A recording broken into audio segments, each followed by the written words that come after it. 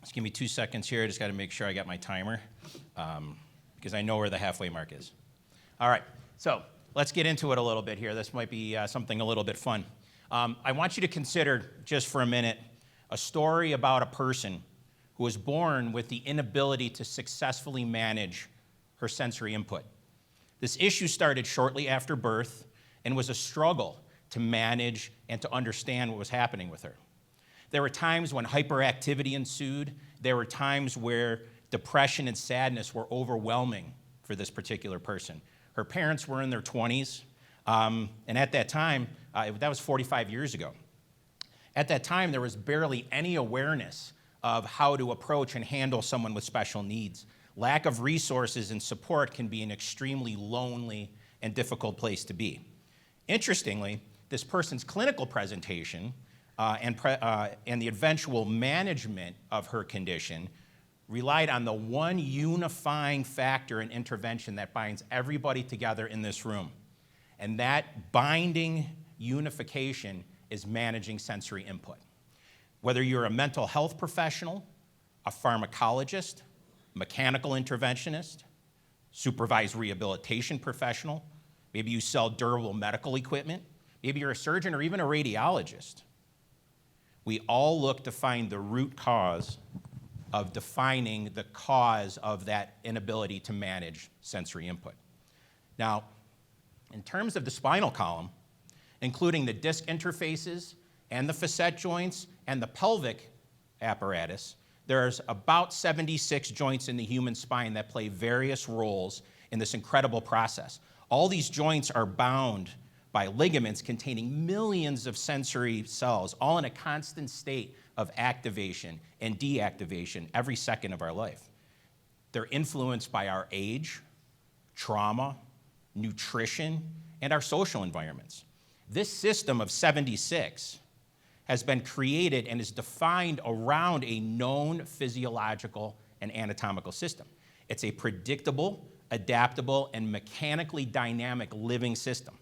In terms of spinal function, this biological, chemical, and mechanical system is the gatekeeper and influencer of much of our neurological input. The components of this organ system are required to reach a level of homeostasis with the surrounding environment, amongst each other, and most importantly, with our central nervous system. Aberrant flow in any one of these feedback mechanisms can result in a potentially negative cascade of events. Some of those are acute, some of those are chronic, some have symptoms, some don't. Some are functional, some are structural. But as caregivers, we all have a role to play with this patient. Regulation of sensory input in the spine requires balanced force mechanics and proprioceptive mechanical input. And it will always operate best when these forces are aligned and equally distributed throughout the spine through both proper mechanical loading and efficient joint motion. Now, keep in mind, there's an expected level of sensory management in the human body, and that is gated by the spine and is dependent on both position and motion. That's why, in SORT, movement is life. This is true globally, it's true regionally, and certainly it's true segmentally in all joints of the spine, including the joints and every joint of the human body.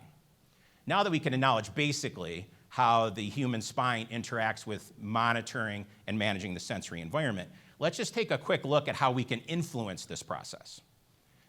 Now, what's important to understand is that we keep in mind the story of this patient at the beginning of this talk while we go through these influencing factors. There's 3 ways that we can influence the sensory system. Number 1 is chemical modulation. And there's a myriad of ways to do that pharmacologically, up, down, all around. There's definitely a pill for that. We can find one, right? The second is biomechanical intervention. Those are terms like sagittal balance, coronal balance, vertebral body rotation, pelvic incidence. And that's all based on supporting the motion and the structure of the ligaments in the surrounding tissue. But in contrast to 1, there is no pill for that. Number 3 is sensory stimulation at the central nervous system level. And that allows us, through the spine, to input direct sensory input into the segmental level at the peripheral nervous system that will help to regulate and downgrade excitatory pathways within the dorsal horn of the spinal cord. There's no pill for that either. However, we do know that there are implantable devices that will do the same thing, but we can actually have a hand in this. Now, the chiropractic adjustment is a specific form of spinal manipulation that looks to the primary cause of spinal dysfunction to intervene on number 2 and number 3, the biomechanical component and direct stimulation of the central nervous system. That specific intervention and the result of that is what differentiates a chiropractic adjustment from spinal manipulation. Our vitalistic founders used to call it intention, but we now know that really what intention means is proper diagnosis. The chiropractic adjustment, lastly here, does 2 important things. Number 1, it restores and normalizes normal motion at the segmental level. We do that in a variety of ways, whether it's hands-on, high-velocity, low-amplitude maneuvers, or we use instrumented devices in terms of pre- and post-surgical care. Okay? But the correction is specific to that biomechanical abnormality.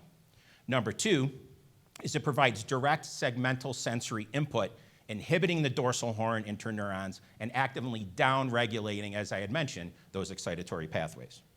So this person in this story is my sister.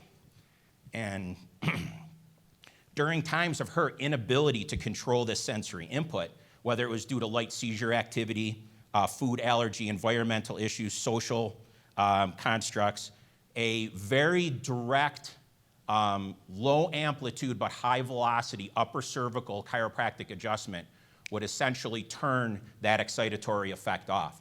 We would see her stop, take a second, breathe, and she would typically sleep for about a half hour, 45 minutes, and wake up as a completely different person. Now, these sensory responses are still here 45 years later. However, they're diminished, less frequent. She lives in a group home, works in the community. But ultimately, the goal was not to ever cure her disability. It was to aid her in regulating her sensory environment and her neurological flow.